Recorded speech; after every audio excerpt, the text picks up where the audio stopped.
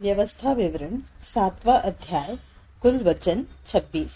प्रभु के अपने लोग।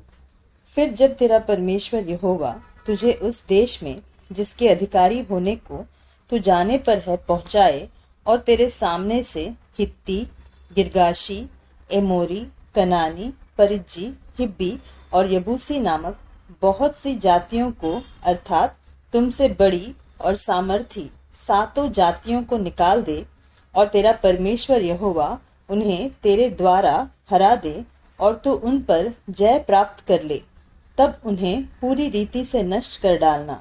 उनसे न वाचा बांधना और न उन पर दया करना और न उनसे ब्याह शादी करना, न तो अपनी बेटी उनके बेटे को ब्याह देना और न उनकी बेटी को अपने बेटे के लिए ब्याह लेना, क्योंकि वे तेरे बेटे को मेरे पीछे चलने से बहकाएंगी और दूसरे देवताओं की उपासना करवाएंगी, और इस कारण यहोवा का कोप तुम पर भड़क उठेगा और वह तेरा शीघ्र सत्यानाश कर डालेगा। उन लोगों से ऐसा बर्ताव करना कि उनकी वेदियों को ढा देना, उनकी लाठों को तोड़ डालना, उनकी अशेरा नामक मूर्तियों को काट काट कर गिरा देना और उनकी खुदी हुई मूर्तियों को आग में जला देना, क्योंकि तू अपने परमेश्वर यहोवा की पवित्र प्रजा है। यहोवा ने पृथ्वी भर के सब देशों के लोगों में से तुझको चुन लिया है कि तू उसकी प्रजा और निज धन ठहरे। यहोवा ने जो तुमसे स्नेह करके तुमको चुन लिया, इसका कारण यह नहीं था कि तुम गिनती में और सब देशों के लोगों से अधिक थे, किंतु तुम तो सब देशों के लोगों से गिनती में थोड़े थे। यहोवा ने जो तुमको बलवंत हाथ के द्वारा दासत्व के घर में से और मिस्र के राजा फिरौन के हाथ से छुड़ा कर निकाल लिया, इसका यही कारण है कि वह तुमसे प्रेम रखता है और उस शपथ को भी पूरी करना चाहता है जो उसने तुम्हारे पूर्वजों से खाई थी। इसलिए जान रख कि तेरा परमेश्वर यहोवा ही परमेश्वर है। यह विश्वास योग्य ईश्वर है।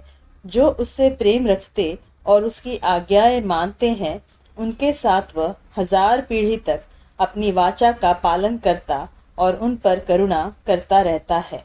और जो उससे बैर रखते हैं, वह उनके देखते उनसे बदला लेकर नष्ट कर डालता है। अपने बैरी के विषय यह विलंब न करेगा, उसके देखते ही उससे बदला लेगा। इसलिए इन आज्ञाओं, विधियों और नियमों को जो मैं आज तुझे चिताता हूँ, मानने में चौकसी करना। आज्ञा पालन की आशीषें। और तुम जो इन नियमों को सुनकर मानोगे और इन पर चलोगे, तो तेरा परमेश्वर यहोवा भी उस करुणामय वाचा का पालन करेगा जिसे उसने तेरे पूर्वजों से शपथ खाकर बांधी थी, और वह तुझसे प्रेम रखेगा और तुझे आशीष देगा और गिनती में बढ़ाएगा। और जो देश उसने तेरे पूर्वजों से शपथ खाकर तुझे देने को कहा है, उसमें वह तेरी संतान पर और अन्न, नए दाखमधु और टटके तेल आदि भूमि की उपज पर आशीष दिया करेगा, और तेरी गाय बैल और भेड़ बकरियों की बढ़ती करेगा। तू सब देशों के लोगों से अधिक धन्य होगा। तेरे बीच में न पुरुष न स्त्री निर्वंश होगी, और तेरे पशुओं में भी ऐसा कोई न होगा। और यहोवा तुझसे सब प्रकार के रोग दूर करेगा, और मिस्र की बुरी बुरी व्याधियां जिन्हें तू जानता है, उनमें से किसी को भी तुझे लगने न देगा। ये सब तेरे बैरियों ही को लगेंगे, और देश देश के जितने लोगों को तेरा परमेश्वर यहोवा तेरे वश में कर देगा, तू उन सबों का सत्यानाश करना। उन पर तरस की दृष्टि न करना और न उनके देवताओं की उपासना करना, नहीं तो तू फंदे में फंस जाएगा। यदि तू अपने मन में सोचे कि वे जातियां जो मुझसे अधिक है, तो मैं उनको कैसे देश से निकाल सकूंगा, तो भी उनसे न डरना। जो कुछ तेरे परमेश्वर यहोवा ने फिरौन से और सारे मिस्र से किया, उसे भली भांति स्मरण रखना। जो बड़े बड़े परीक्षा के काम तूने अपनी आंखों से देखे, और जिन चिन्हों और चमत्कारों और जिस बलवंत हाथ और बढ़ाई हुई भुजा के द्वारा तेरा परमेश्वर यहोवा तुझको निकाल लाया, उनके अनुसार तेरा परमेश्वर यहोवा उन सब लोगों से भी जिनसे तू डरता है करेगा। इससे अधिक तेरा परमेश्वर यहोवा उनके बीच बर्रे भी भेजेगा, यहाँ तक कि उनमें से जो बचकर छिप जाएंगे वे भी तेरे सामने से नष्ट हो जाएंगे। उनसे भय न खाना, क्योंकि तेरा परमेश्वर यहोवा तेरे बीच में है और वह महान और भय योग्य ईश्वर है। तेरा परमेश्वर यहोवा उन जातियों को तेरे आगे से धीरे धीरे निकाल देगा, तो तू एकदम से उनका अंत न कर सकेगा, नहीं तो बनेले पशु बढ़कर तेरी हानि करेंगे।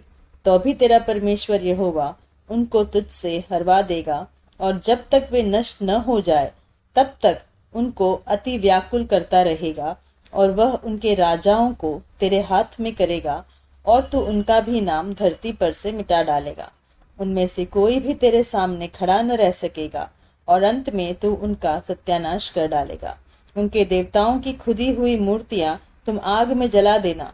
जो चांदी या सोना उन पर मढ़ा हो उसका लालच करके न ले लेना, नहीं तो तू उसके कारण फंदे में फंसेगा, क्योंकि ऐसी वस्तुएं तुम्हारे परमेश्वर यहोवा की दृष्टि में घृणित है।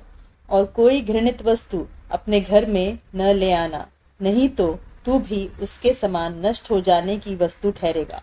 उसे सत्यानाश की वस्तु जानकर उससे घृणा करना और उसे कदापि न चाहना, क्योंकि वह अशुद्ध वस्तु है।